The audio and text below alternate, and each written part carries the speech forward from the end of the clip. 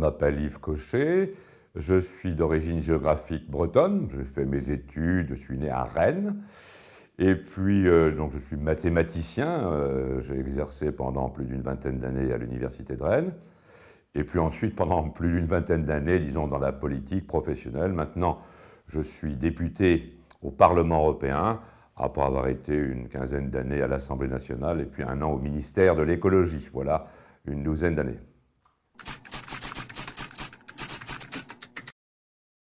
Alors nous sommes ici dans un local, on peut dire, multi-associatif. C'est celui notamment de l'Institut Momentum, qui publie différents livres aux presses de Sciences Po et qui tient dans cette salle même des séminaires mensuels depuis presque 3 ans. Mais il y a également d'autres associations, comme l'association Négawatt ou l'association des Amis de la revue Entropia, ou bien alors la fondation, pardon, de l'écologie politique ou l'association Helios. Donc voilà, 5 associations qui ont des objets assez proches, mais néanmoins des identités bien contrastées les unes par rapport aux autres. Et ça permet à la fois de faire des travaux de type associatif, mais qui ont beaucoup de prétentions politiques et intellectuelles, et en même temps de se mélanger de temps en temps lors des à côté, dans la cuisine, dans la cafétéria, ou pour aller à l'extérieur boire un coup.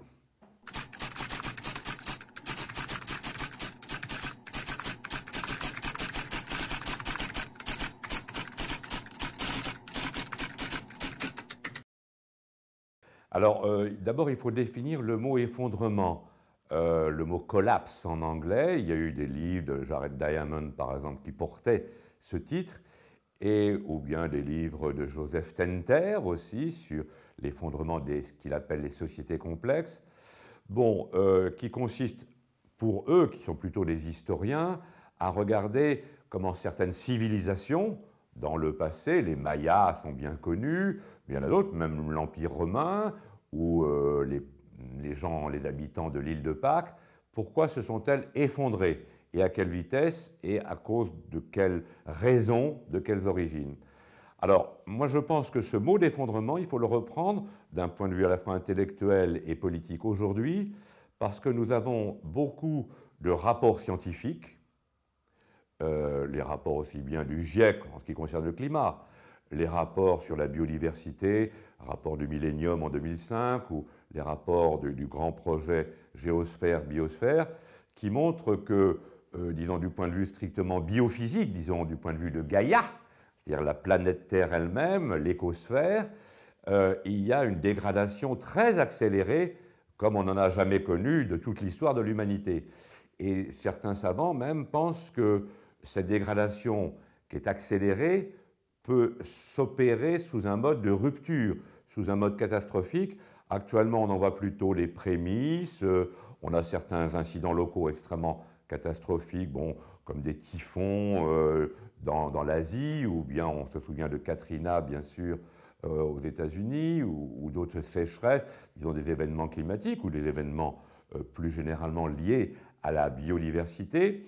Mais il est possible que ça se passe sous une forme assez brutale, une forme où il y aurait une rupture dans un des grands cycles de la nature, le cycle du carbone, le cycle du phosphore, le cycle de l'azote, le cycle de l'eau, enfin il y en a plein, c'est très compliqué. Il peut y avoir aussi des ruptures alors d'ordre plus humaine, des ruptures humaines du genre, comme on l'a vu en 2008, un effondrement un peu du système financier, même s'il n'était que partiel en 2008.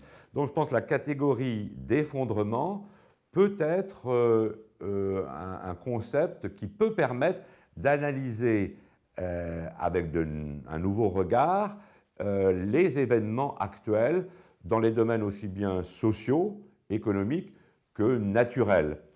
Alors, je me suis inspiré justement essentiellement, parce que moi je suis plutôt d'origine des sciences, disons, mathématiques ou les sciences dures, mais je crois qu'il y a maintenant beaucoup d'interfécondité entre les sciences humaines et sociales et les sciences de la nature, et il y a même des modèles, on peut dire, des modèles non linéaires qui permettent éventuellement, soit de manière métaphorique, soit une sorte de simulation ou de modélisation de ce qui pourrait se passer dans les 10 ou 20 prochaines années en ce qui concerne cet effondrement. Appelons effondrement pour une société mondiale actuelle. En résumé, c'est ce qui pourrait faire que la majorité de la population du monde, notamment dans les pays industriels, disons les pays de l'OCDE, prennent des modes de vie qui ne dépendent plus de la loi. C'est-à-dire qu'actuellement, la plupart de nos modes de vie sont encadrés par la loi, même le fait d'ouvrir un robinet pour avoir de l'eau, le fait de se transporter, le fait de s'alimenter, le fait de s'habiller, tout ça est très encadré. Mais il est probable qu'après cet effondrement, eh bien, il y aura tellement de désorganisation institutionnelle et sociale que c'est plutôt, disons, des débrouilles locales qui feront que les gens pourront encore survivre, espérons de manière civilisée. Le problème est de savoir jusqu'à quel point un tel type d'effondrement à la fois écologique et social, qui pourrait être causé par une crise financière plus grande que celle de 2008, comment ça pourra se passer. Moi, je ne suis pas Nostradamus ou Madame Soleil, donc on peut toujours évidemment avoir des images. Il y a même certains cinéastes qui s'y essayent. Bon, on a vu Mad Max, voilà une trentaine d'années. On a vu La Route plus récemment, qui est à la fois un roman et un film. Bon, donc il y a des auteurs de fiction qui imaginent une sorte de fin d'un certain type de monde. Et donc, je pense que cette catégorie est quand même bonne pour essayer de prévenir. Alors, c'est le raisonnement un peu délicat de notre ami Jean-Pierre Dupuy, qui consiste à dire ce qu'il appelle le catastrophisme éclairé. L'effondrement et la catastrophe sont certains, et si on se remplit de ces certitudes, à la fois individuellement et surtout politiquement, collectivement, eh bien, on finira par l'éviter. Bon, je ne suis pas sûr que ça soit aussi subtil que ça dans la réalité. Et donc, moi, je ne sais pas que je sois, disons, pessimiste ontologiquement, je suis plutôt un bon vivant, enfin j'essaye de l'être, hein, d'autant plus que je suis né après la Seconde Guerre mondiale et j'ai bénéficié de beaucoup d'aménités de la reconstruction des années 50, 60, 70, donc ma vie a plutôt été agréable, mais c'est au contraire ces rapports écrits d'institutions internationales, le Programme des Nations Unies pour le développement, le Programme des Nations Unies pour l'environnement, le PNUD, le rapport Géo 5, par exemple, qui date de 2013 et qui montre, Géo ça veut dire Global Environmental Outlook, bon, qui est quand même très alarmiste sur l'état de Gaïa, de notre planète, et puis les rapports sur la dégradation, disons, des sociétés. Hein. On voit bien que la moitié des pays du monde sont des dictatures ou sont des pays extrêmement peu munis d'État-providence au sens occidental du terme. Prenons, je ne sais pas, le Zimbabwe ou le Nigeria, hein, ou la Syrie, tout ça. Bon, il y a des guerres qui sont très difficiles et qui remettent en cause la cohésion sociale elle-même. Et dans nos propres pays, bon, il y a les différences sociales, les injustices, les inégalités qui croissent aussi. Donc, il semble qu'il y ait un mouvement à la fois d'origine naturelle en ce qui concerne la phénoménologie, l'aspect purement spectaculaire, mais en fait qui est d'origine, on peut dire, anthropique, au sens que ça vient des activités humaines, mais aussi dans le domaine social, économique et politique, on est dans la crise, quoi, on est dans la crise. Sauf que le problème du mot crise, on a l'impression que sémantiquement, les gens disent, bon, on va traverser, on est dans une transition, le mot transition est très à la mode, et puis après cette transition, après cette crise, on va retrouver un état de prospérité, un peu comme il y a eu, je ne sais pas, pendant les 30 Glorieuses, entre les années 45-75, enfin, les choses vont redevenir avec un peu plus de croissance, un peu plus de paix sociale, un peu plus, disons, de pouvoir d'achat et un peu moins de dégradation écologique. Alors, c'est là la différence peut-être même avec certains copains écolos, hein, c'est que moi je ne crois pas. Je crois que, hélas, qu'on le veuille ou non, car ce sont souvent des phénomènes, on peut dire, qui sont auto-emballants maintenant, qui s'entretiennent eux-mêmes, qu'on le veuille ou non, d'une certaine manière, il est trop tard pour qu'on évite une certaine forme d'effondrement. Ce qu'on peut faire, c'est minimiser les effets humains de cet effondrement sur la souffrance, quoi, aussi bien individuelle que collective. Donc c'est une pensée un peu alarmiste, voire catastrophiste, mais je ne crois pas, contrairement, enfin il faut discuter bien sûr, mais contrairement à certains de détracteurs que je vois, que cette pensée soit une pensée fataliste, au sens, bon, bah, si c'est l'effondrement, après tout, il n'y a rien à faire. Individuellement, il faut plutôt essayer de jouir le plus vite possible, et puis après moi le déluge.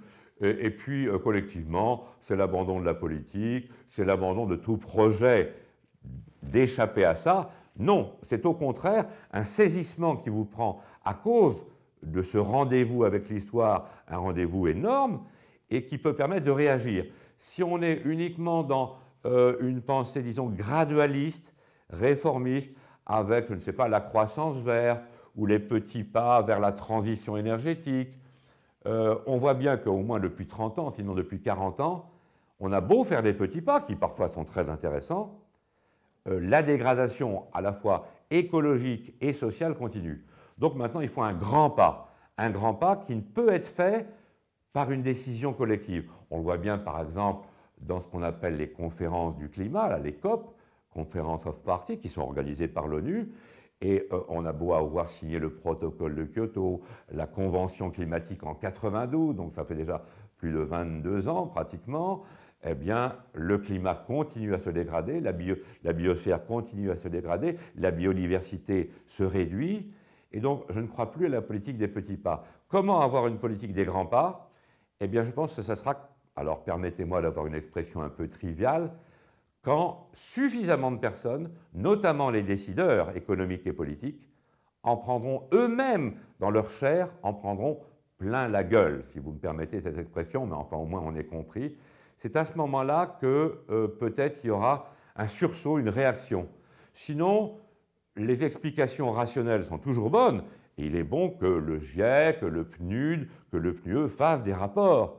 Mais ça ne suffit pas, c'est trop subtil pour nos décideurs, qui ne peuvent lire qu'une seule page à la fois, et donc il faut vraiment qu'il y ait un événement financier, social, écologique, je ne sais pas de quel ordre il sera, mais je prévois, je ne le prédis pas, mais je prévois que ça sera en gros dans la prochaine décennie, au plus tard, disons vers 2025-2030, un gros événement, quelque chose qui soit beaucoup plus fort que Katrina ou Fukushima ou des typhons ou des sécheresses, quoi.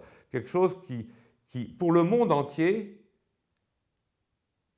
qui soit l'équivalent psychologique et psychologique sociale, je parle, de ce qui s'est passé entre 1939 et 1945. Mais qui ne sera pas une guerre au sens classique entre des pays, qui sera un événement éclairant pour que les décideurs, enfin, puissent prendre éventuellement des décisions fortes, radicales, à la hauteur des problèmes qui se posent.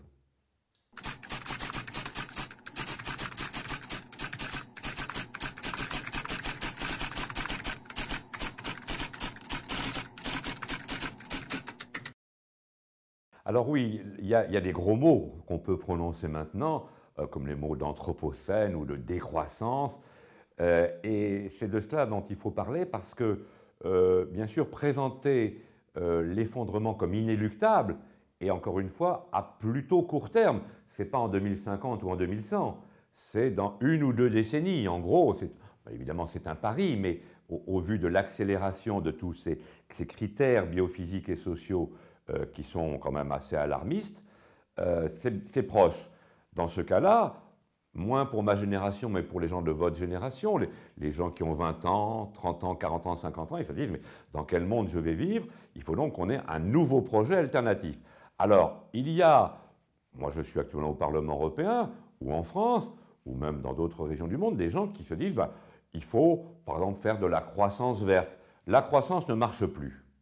On la voit encore un petit peu dans certains pays comme l'Inde ou la Chine, et encore le taux de croissance décroît, mais dans les pays de l'Union européenne, on est pratiquement en récession, et je peux anticiper que ça va rester très longtemps, et quand une récession dure, une récession au sens du PIB, hein, très économiciste on peut dire, eh bien ça devient une dépression un peu comme dans les années 30.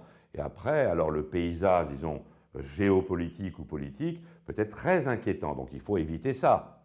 Alors, certaines personnes, depuis plusieurs décennies, ont pensé à ce mot de décroissance qui n'est pas simplement l'inverse arithmétique de la croissance du PIB, au sens qu'il y aurait un PIB dont la croissance serait négative d'une année sur l'autre, qui serait un projet de société, justement pour éviter que cet effondrement fasse trop de mal individuellement et politiquement, à l'échelle d'une ville, de la France ou de l'Europe, voire même du monde. Comment essayer d'avoir un autre projet de société où l'être ensemble puisse encore se voir dans une raison et une pratique civilisée. Je n'entends pas du tout du survivalisme comme on voit justement dans ce film Mad Max, ou bien alors de la barbarie qu'on peut imaginer lorsque tout s'est effondré et qu'il s'agit de simplement casser la gueule aux autres pour bouffer, quoi. Ça, c'est très démoralisant et on n'arrive pas à avoir de projet politique. Le projet politique, dans la mesure où, moi et mes amis, nous sommes sûrs, en tout cas on parie qu'il y a plus de 50% de chances que vers les années 2020, 2025, 2030, cet effondrement arrive, il faut donc avoir un nouveau projet, non pas pour l'éviter, à la Jean-Pierre Dupuy, mais pour que les jeunes puissent construire eux-mêmes ce projet. Alors, il n'est pas sous la forme d'un grand récit théorique à la Adam Smith ou à la Marx. Il n'y a pas pour le moment de tels penseurs et une telle vulgate comme les grandes traditions, disons, libérales ou les grandes traditions marxistes dans tous les domaines. Non. On n'a pas ça. Je pense que c'est en marchant, et notamment sous l'initiative de quelques groupes dans le monde entier, par exemple ce qu'on appelle les villes en transition, bon, dont l'exemple le plus connu est à Totnes, dans le Devon, au sud de l'Angleterre, là près de Bristol, qui est une très grande ville aussi, elle-même en transition. Bon, voilà un exemple qui s'est un peu, par contagion intellectuelle, qui s'est propagé dans tout le monde entier, où on peut localement, c'est ça l'idée principale pour un projet qui serait mondial, mais local en même temps, au sens que, comme je vous l'ai dit, je ne crois pas que des grandes conférences internationales, qu'elles soient onusiennes ou pas, ou l'Organisation mondiale du commerce, puissent régler ces problèmes avant que l'effondrement arrive. On n'arrivera pas. Ou retrouver la croissance, on n'y arrivera pas. Ce qu'on peut arriver à faire, c'est reconstruire les sociétés locales avec quand même les qualités de l'État-providence. C'est-à-dire qui sont la liberté, la solidarité, la fraternité et l'égalité. Il ne s'agit pas de revenir à un État genre féodal, si vous voulez, avec des inégalités sociales scandaleuses, et puis par ailleurs un État, disons, de mode de vie qui serait régressif. Alors il faudra sans doute, ça c'est un autre mot qu'on utilise beaucoup dans ces villes en transition, dans ce mouvement décroissant, dans ce mouvement de solidarité locale, ce qu'on pourrait appeler, ce que d'ailleurs Murray Bookchin a porté il y a une trentaine ou une quarantaine d'années. Il appelait ça, disons, l'éco-anarchie municipale, par exemple, qui était plutôt anarche, plutôt libertaire. Mais l'idée, c'est qu'il y ait des communautés humaines locales. Alors, local, ça veut dire que, bon, il ne s'agit pas de définir une surface de territoire ou un nombre de personnes. Un local, ça peut être aussi bien, disons, un département français qu'une commune quelque part, ça peut être une région dans un autre pays. Mais en tout cas, ça veut dire que ces gens essayent de construire ensemble, du point de vue biophysique, ils tendent vers une autosuffisance des besoins de base que sont l'énergie et l'alimentation, qui sont vraiment les deux besoins absolument basiques sans lesquels rien ne peut se faire. Mais en même temps, car je ne crois pas à ce qu'on appelle parfois la pyramide de Maslow, c'est-à-dire où il y a des besoins de base, ils ont le type un peu végétatif, justement comme l'énergie et l'alimentation, et puis alors il y aurait par au-dessus les besoins culturels, il y aurait la culture au-dessus de la nature. Moi je ne crois pas, je crois que la nature et la culture ont coémergé ensemble. Alors, on a, nous, occidentaux, une idée de la nature qui n'est pas la même que celle, je ne sais pas, des Nambi-Guara ou des Bororo chers à Lévi-Strauss, dont c'est hier le 105e anniversaire. Bon, donc il faut mélanger un problème de nature et de culture, et donc dans ces états simples locaux, ces communautés de base, les communautés au sens non pas communautariste basé sur une ethnie ou une religion, c'est les gens qui habitent là, simplement. Ça peut être un quartier de Paris, ça peut être une commune comme celle où je suis né, à Rennes, ça peut être un département comme la Creuse où il y a moins de grandes villes, eh bien, ils s'auto-organisent pour essayer d'être indépendants des grands circuits de la mondialisation pour ce qui concerne l'énergie et l'alimentation, mais ils s'auto-organisent aussi pour créer ensemble un imaginaire de civilisation du vivre ensemble, avec peut-être quelques légendes de coutumes locales, s'ils le veulent, mais en gardant le meilleur, disons, des qualités, des attributs de la civilisation européenne, qui sont ce que je disais, la paix, la démocratie, la solidarité, la liberté, l'égalité. Et c'est donc ces valeurs qu'il faut absolument sauver en regardant comment on peut simplifier du point de vue constitutionnel et faire des petites républiques locales, et que je pense que ce serait ça le rôle de l'État actuel de la France. Je parle de l'État-providence, de l'État-nation de la France, et même de l'Union européenne. Je ne crois pas, alors quand je dis ça à mes amis au Parlement européen, là, ils me regardent en disant, mais je ne crois pas que l'Union européenne, sous la forme sous laquelle on la connaît actuellement, existera en 2030. Je ne crois pas. C'est dans une quinzaine d'années. Je crois que le rôle de l'Union européenne, le rôle de l'État français, de l'État allemand, de l'État anglais, espagnol, que sais-je encore, c'est d'aider à la constitution de ces communautés locales qui reproduisent des petits États-providence, des petites républiques démocratiques, civilisées, avec beaucoup de culture, beaucoup d'éducation, et en même temps, évidemment, une tendance à l'autosuffisance en matière alimentaire et en matière énergétique. Alors, oui, mais avec quel mode de vie va-t-on me dire, c'est bien votre décroissance, là, mais on n'y est pas du tout. Est-ce qu'on aura des téléphones portables? Est-ce qu'on aura encore l'Internet? Est-ce qu'il y aura des voitures? Eh bien, là, je renvoie, tiens, je vais faire la publicité pour un livre qui va paraître dans la collection L'Anthropocène aux éditions du Seuil l'an prochain, en 2014. C'est le livre de notre ami Philippe Biwix, qui s'appelle L'âge des low-tech. Alors, en 2014 va paraître un livre d'un ami qui s'appelle Philippe Biwix, qui est ingénieur, il est même directeur dans une grande administration, je ne dirai pas laquelle, peu importe, et qui s'appelle L'âge des low-tech, dans la collection au Seuil sur l'Anthropocène. Et il essaie de décrire, à la fois en tant qu'ingénieur, mais aussi en tant que modélisateur social, disons, il fait une sorte de narration de ce qui pourrait se passer dans les années 2020-2030, où même si on était aussi heureux que maintenant, ce serait une prospérité et un bonheur moins matérialiste. Ça ne serait pas la course chez Auchan ou la course à l'iPad de dernier cri. Ça ne serait pas la course à plus de high-tech, que ce soit dans les grandes infrastructures européennes ou mondiales, que ce soit dans les petits objets qu'on a, électroménagers, voitures et autres, dans notre environnement quotidien, dans notre vie de ménage, mais ça serait des low-tech, c'est-à-dire qui seraient faits peut-être à la fois plus localement, beaucoup plus réparables, beaucoup plus faciles à comprendre, et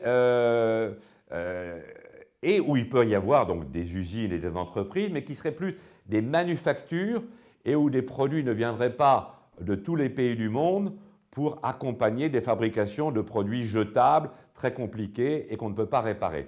Alors, je ne donne pas tout le détail de ce qu'il dit, mais il examine vraiment, j'allais dire, segment par segment, aussi bien industriel que économique, que commercial, que domestique, on peut dire, comment on peut vivre avec beaucoup moins d'impact, beaucoup moins, on peut dire, d'empreinte énergétique, c'est-à-dire le fait qu'on pollue moins la planète d'un côté, ça c'est le côté aval, et que d'un autre côté, on soit moins extractiviste aussi, c'est-à-dire qu'on vraiment on prend des richesses qui sont des richesses essentiellement minérales. Vous savez que quand on regarde vraiment tout ce qui nous entoure, même cette pièce ici, ou bien cette caméra qui nous filme, 80% pratiquement de nos richesses viennent du sous-sol. Du sous-sol. Ce sont des richesses minérales, métalliques ou énergétiques. Le reste, ce qui ne vient pas du sous-sol, c'est quoi? C'est l'alimentation, hein, l'agriculture, et puis l'eau, encore qu'il y a de l'eau dans le sous-sol parfois, et un petit peu les pierres, encore que parfois il faut faire aussi des carrières. Bon, mais sinon tout le reste, un ordinateur, une caméra, un micro comme j'ai là, c'est une voiture. C'est 100% extrait du sous-sol. Et évidemment, tout ce qui est du sous-sol n'est pas renouvelable. Ce sont des ressources qui ont mis des centaines de millions d'années parfois pour être telles qu'elles sont, et ce n'est pas renouvelable. Et ensuite, on les balance dans la mer, dans les décharges, dans l'atmosphère, hein, qui sont les grandes poubelles. On ne peut plus vivre comme ça. Ce modèle n'est pas du tout durable. Et donc, ce qu'il faut expliquer, c'est qu'on peut vivre avec une empreinte écologique, c'est-à-dire un impact sur la biosphère qui soit 10 fois, voire 100 fois moindre que celle qu'on a actuellement dans nos pays développés. Alors, bien sûr, avec un peu plus de sobriété d'usage, avec plus de recyclabilité, on peut dire, avec plus de durabilité, de réparabilité, de réusage. Bon, il y a beaucoup de là-dedans, un peu comme disait notre ami Serge Latouche. Et c'est ça un peu la décroissance. Ça n'est pas simplement que le PIB. Le PIB, dans ce cas-là, ne deviendra, ce n'est pas le bon indicateur. Ce qui sera le bon indicateur, c'est la cohésion sociale de ces républiques, de ces petites républiques de base, et la solidarité entre elles aussi. Il n'est pas question, évidemment, qu'il y ait de guerre. Il faut essayer d'éviter la guerre, qui est quand même la première des qualités du vivre ensemble, quoi.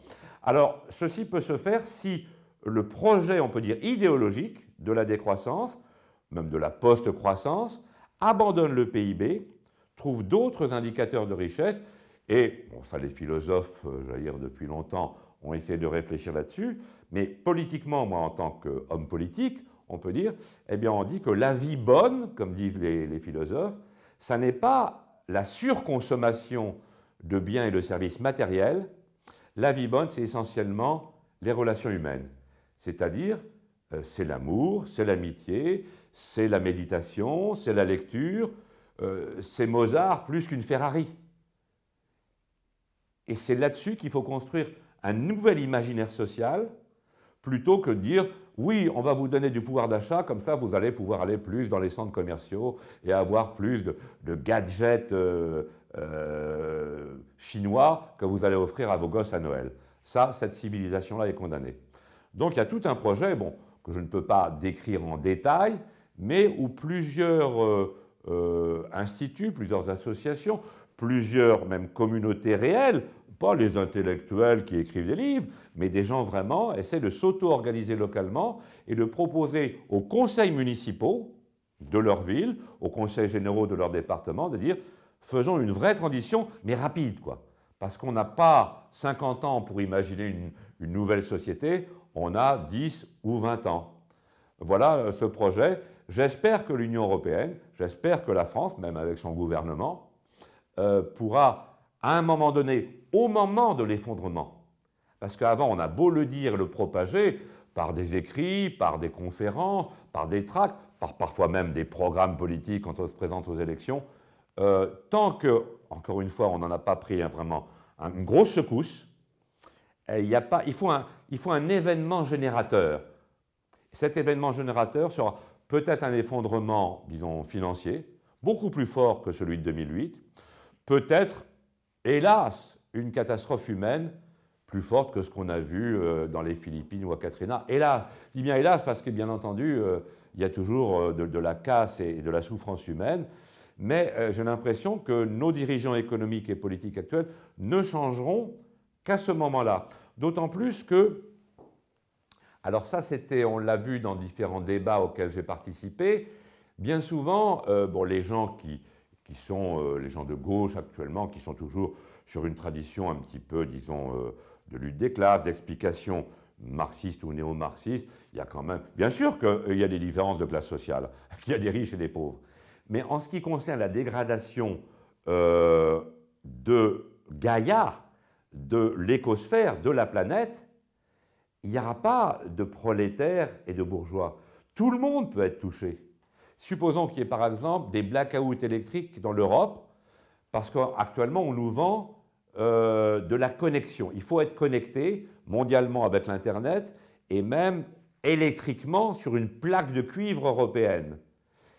Alors on pense que c'est mieux, que c'est solidaire. C'est exactement ça qui a fait la propagation et finalement la difficulté financière, vous vous souvenez en 2008, c'est parce qu'il y avait quelques personnes, quand même quelques dizaines de millions de personnes qui n'ont pas payé leur subprime en 2007, qu'il y a eu ensuite une propagation de ces défauts de paiement dans tout le monde entier. Même des banques comme, je ne sais pas, le Crédit Mutuel de Bretagne avaient des actifs pourris, comme on dit maintenant, et ça n'est pas fini. Ça n'est pas fini. Justement, on a coupé en deux ce qu'on appelle titriser ces actifs pourris, de telle manière que tout le monde partage le risque. Sauf qu'au lieu que ce soit le partage du risque, ça a été la contagion du risque. Et tout le monde s'est effondré. Bon, alors on a sorti des centaines de milliards, que ce soit l'Union européenne, que ce soit la France, que ce soit les États-Unis d'Amérique, pour sauver les banques et les compagnies d'assurance, sauf Lehman Brothers, qui s'est effondré. Eh bien, il est possible que ce monde de la finance folle, qui n'a pas beaucoup été régulé depuis 5 ans, s'effondre de nouveau, mais de manière encore plus importante. Et ça peut avoir, comme tout est connecté, il y a le monde de la finance, il y a le monde de l'investissement, les entreprises, même les distributeurs de monnaie peuvent s'arrêter, comme on l'a vu d'ailleurs récemment à Chypre, voilà 6 mois. Et donc il peut y avoir un peu de chaos social ou de chaos écologique dû à une amorce de chaos financier. Parce que tout est connecté. Donc un des principes de ces petites républiques locales civilisées, j'insiste bien sur ce mot, eh bien c'est qu'elles soient résilientes, au sens qu'on évite la barbarie et qu'on évite la connexion avec les grands circuits, les grandes entreprises capitalistes internationales dont on dépend actuellement, hein, bien entendu, et qu'on soit un petit peu plus autosuffisant. Je ne dis pas qu'on peut s'isoler totalement, on n'est pas dans l'isolat d'une île déserte qui serait totalement autosuffisante, ça c'est pas possible. Mais la tendance, pour essayer d'être plus résilient, plus résistant aux grands chocs qui vont advenir, on appelle l'hypothèse de la catastrophe imminente ou de l'effondrement, c'est d'être de plus en plus résilient localement avec des formes de démocratie et de solidarité. Alors évidemment, on va dire, mais et comment vous faites marcher la sécurité sociale et les soins dentaires? Eh bien, c'est des problèmes. On n'a pas de réponse à tout dans le détail le plus fin, mais je pense que, moi je fais en gros confiance à la jeunesse du monde, à la jeunesse française, à la jeunesse européenne, pour trouver les détails de mise en œuvre de ces États-providence simples et locaux, et même de trouver... Et en ce sens-là, notre projet est beaucoup plus émancipateur et beaucoup plus joyeux que simplement faire du réformisme de la 6e République, comment on va pouvoir avoir un meilleur pouvoir d'achat. Là, ça ne marche plus. Alors que dire trouver des nouvelles formes institutionnelles, mais tous les gens qui ont fait Sciences Po, tous les étudiants, même que ce soit alors en sciences dures, en écologie, en sciences naturelles, mais aussi en énergétique, à supposer qu'évidemment on n'ait plus d'énergie fossile et plus de nucléaire, tous les étudiants en sobriété, en énergie renouvelable, comme le scénario Négawatt qu'il y a là, et bien là c'est au contraire un immense défi à la fois social, intellectuel et collectif. C'est refaire société, mais avec un imaginaire qui sera totalement débridé, qui n'essaiera pas de retrouver les Trente Glorieuses, la croissance, le pouvoir d'achat, et essayer que la France ait un avantage compétitif dans le commerce mondial. Ça, c'est fini comme discours. Il faut donc changer beaucoup de choses. Il y a des expériences, il y a un début, et il faut le faire vite. Ben, c'est ça le défi. Et je pense que de plus en plus de jeunes sont sensibles à ça. Ils voient bien que les discours de droite comme de gauche actuels, bon, sont des discours convenus qui ne correspondent plus à l'état réel du monde, que ce soit le monde biophysique, que ce soit même le vivre ensemble des communautés humaines au sud comme au nord, parce qu'on sait maintenant évidemment qu'il faudra être solidaire de nos frères et de nos sœurs chinoises ou indiennes, quoi.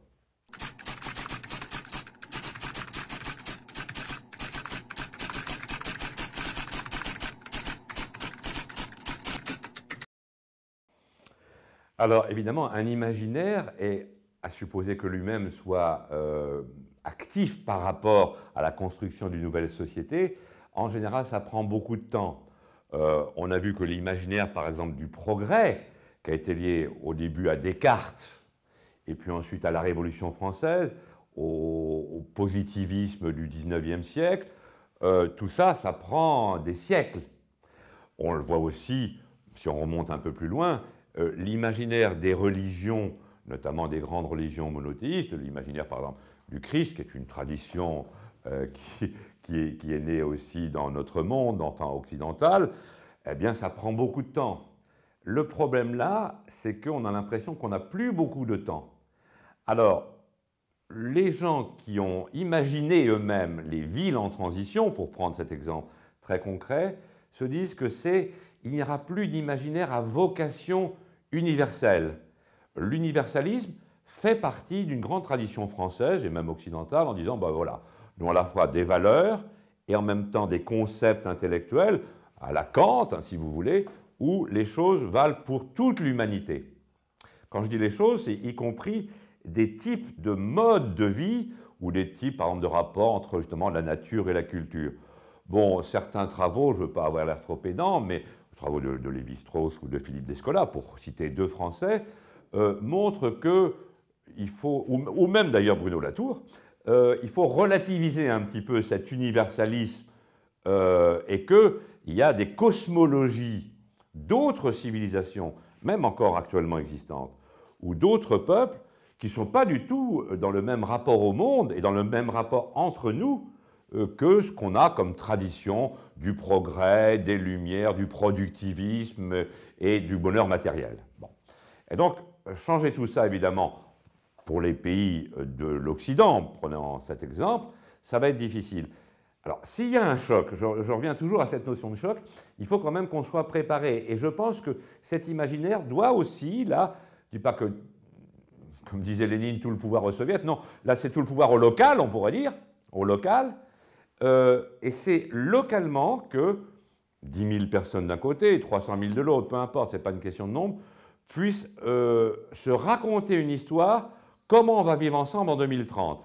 Ça, c'est notre ami Rob Hopkins qui a un peu créé ces réseaux de villes en transition, qui dit il faut non seulement penser un petit peu à la technologie, mais la solution n'est pas technologique. Actuellement, la fuite en avant, c'est les high-tech. Les high-tech et le marché vont tout solutionner. Nous, on dit non, c'est plutôt pas le marché, et ça sera les low-tech. Mais la solution n'est pas technologique, la solution, elle est sociale et, on peut dire, symbolique. Il faut donc trouver des nouveaux attracteurs neuronaux pour l'ensemble d'une population locale et que c'est les gens qui la créent eux-mêmes en se racontant des histoires. Par exemple, un bon exercice, c'est de dire, bon, on est en 2030, on va essayer entre maintenant, disons 2014-2015, et puis 2030, de voir année après année ce qu'on peut faire pour être plus résilient, plus locaux, moins dépendants des grands circuits. Et on fait là, on va imaginer notre propre avenir avec ce qu'on est, avec toute notre histoire, avec nos itinéraires et même nos pensées différentes, mais en se basant sur deux certitudes. Le changement climatique, c'est terrible, et si on ne fait rien, si on ne baisse pas notre empreinte carbone, on va vraiment vers la catastrophe pour nous et pour nos enfants et petits-enfants. Et le peak oil aussi, c'est-à-dire le fait qu'on aura moins d'énergie fossile à bon marché, c'est sûr aussi, et donc vous essayez de se déprendre, d'être plus autonome et d'avoir moins de besoins d'énergie fossile et plus généralement, comme je le disais à propos des low-tech, moins de besoins de matériaux ou d'énergie non renouvelables, ceux qui sont extraits du sous-sol. Bon. Alors, avec la base de ces deux certitudes, et en plus de la perspective, disons, un peu alarmiste d'un effondrement au point de vue des grands circuits du monde, comment construire et sur quelle base de valeurs une civilisation locale, un peu comme bon, certains couvents, certains prieurés, pendant le long Moyen-Âge, ont réussi à recopier les textes d'Aristote et à maintenir un niveau intellectuel et des formes de valeurs. Bon, c'était plutôt évidemment religieux, mais non, ils ont quand même fait aussi du travail de scribe, quoi. Hein, alors que bon, les gens se bagarraient pour savoir, bon, dans un état de pauvreté quand même assez... Bon, donc, c'est pareil, c'est sur tous les fronts. C'est une pensée systémique au sens qu'on ne peut pas dire on va d'abord reconstruire quand même, par exemple, l'énergie puis l'alimentation, et puis l'imaginaire et même les nouveaux contes pour adultes, ce sera pour plus tard. Non, c'est en même temps qu'on se raconte des nouvelles histoires du vivre ensemble, bon, avec ces certitudes biophysiques que j'ai rappelées, avec les certitudes aussi que ça ne sera pas par la technologie ou le marché, les high-tech qu'on va y arriver, et que c'est donc ensemble, en échangeant évidemment avec les voisins, il ne s'agit pas de se renfermer et de faire des isolats, mais je pense que c'est plus facile de se raconter des histoires à 3 000, à 30 000 ou à 300 000 qu'à 500 millions d'Européens. Je ne crois plus, hélas, qu'on pourra avoir, parce que quand même, la force des États-nations, c'est que, même si c'est l'État-nation, l'État est purement abstrait, ça n'existe pas, les États. Ce qui existe, c'est les écosystèmes. Et la nation, ça n'existe pas. C'est des légendes multiséculaires, nos ancêtres les Gaulois, puis Clovis, puis Vercin, enfin, et puis Louis XIV, quoi. Mais tout ça c'est purement des croyances entre adultes.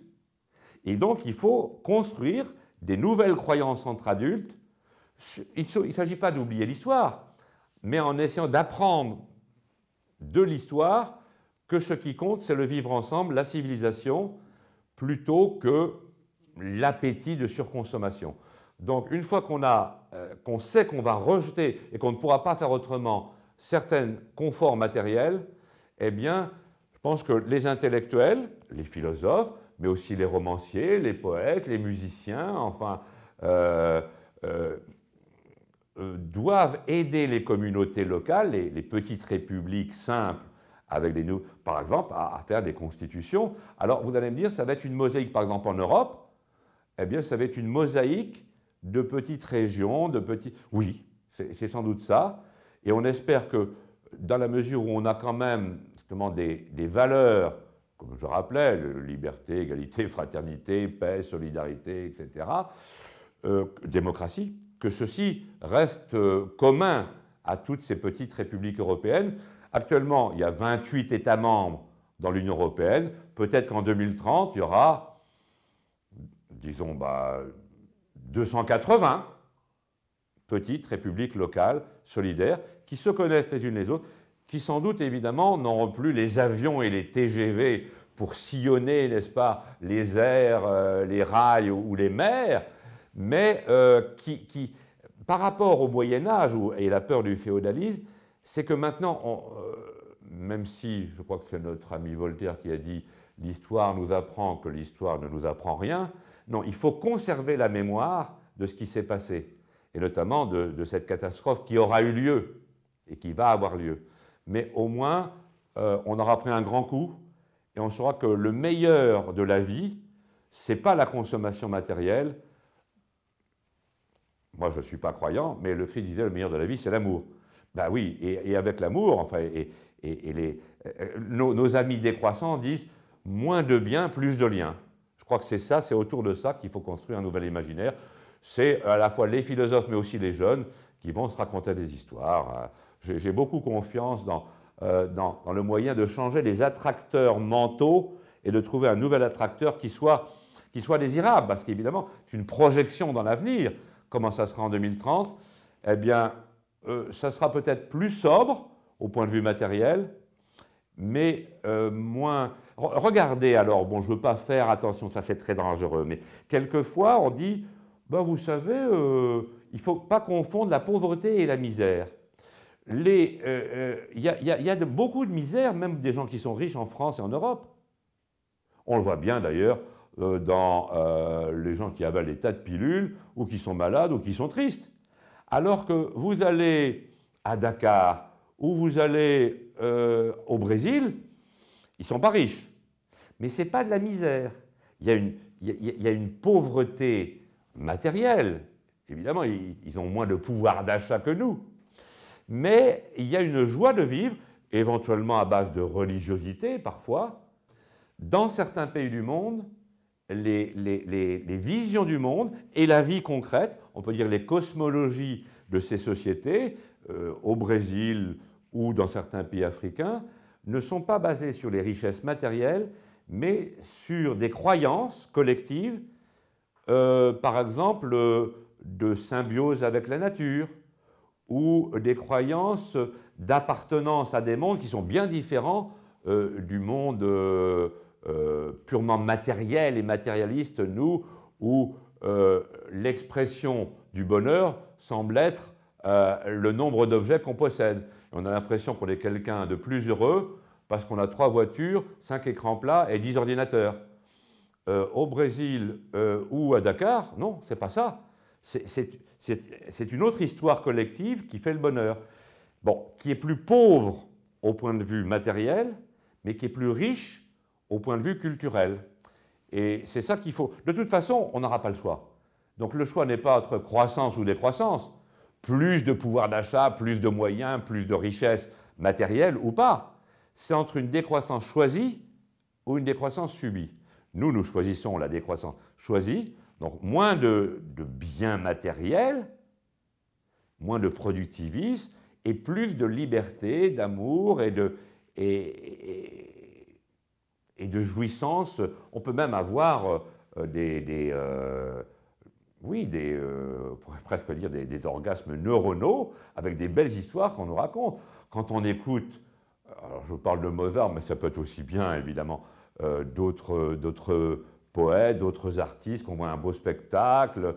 Vive les artistes. Je pense que les artistes et les intellectuels ont un grand rôle politique à jouer pour nous montrer que la vraie vie est ailleurs que dans la surconsommation.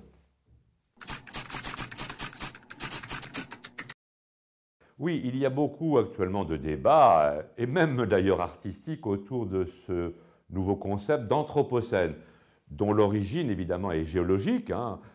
C'est les gens de la commission de stratigraphie qui vont voir si c'est vraiment une nouvelle époque géologique de l'humanité, et même de la Terre elle-même ou pas, qui consistera à dire que cette humanité nouvelle, alors depuis quelques siècles, a quand même un impact considérable, puisque actuellement on est tellement puissant en tant qu'humanité qu'on est une force tellurique. On est aussi fort que le cycle de l'eau ou le cycle du carbone. Bon, je pense que c'est une hypothèse très fructueuse, pas simplement dans le domaine des sciences naturelles, mais dans le domaine des civilisations, donc des sciences humaines et sociales, sauf que pour le moment, on regarde plutôt ça avec la vision, on peut dire, aval des choses.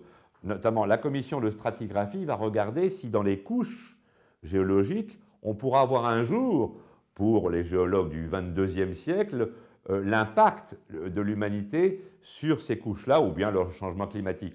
Mais on regarde toujours l'aval. Je pense que l'Anthropocène doit aussi englober, de manière géologique, mais de manière philosophique aussi, l'amont, c'est-à-dire tout ce qu'on extrait actuellement. Comme je vous le disais, 80% de nos richesses réelles, matérielles, sont extraits du sous-sol. Donc là aussi, il y a un effet géologique qui peut être anthropocénique. Et puis d'autre part, on voit bien que ça peut être une bagarre, disons, comme on disait jadis, droite-gauche, parce qu'il peut y avoir une vision libérale, voire même néolibérale de l'Anthropocène, qui consisterait à naturaliser une sorte d'ontologie humaine. Vous savez, de toute façon, l'homme, c'est un prédateur, donc l'Anthropocène, c'est simplement la dernière conséquence, évidemment la plus catastrophique, de cette bagarre pour la vie, un peu comme on a eu la sociobiologie voilà une trentaine d'années. On aurait maintenant l'Anthropocène, l'homme est un loup pour l'homme, il est maintenant un loup aussi pour la planète Gaïa et pour l'écosphère, et c'est dans la nature humaine d'être comme ça. Non, il y a bien sûr aussi des rapports, alors c'est plus une vision constructiviste, on peut dire, qui analyse l'émergence de l'Anthropocène en même temps, justement, que le constructivisme social, disons, au XIXe siècle, pour résumer de manière un petit peu à la limite de mon intégrité intellectuelle, enfin peu importe.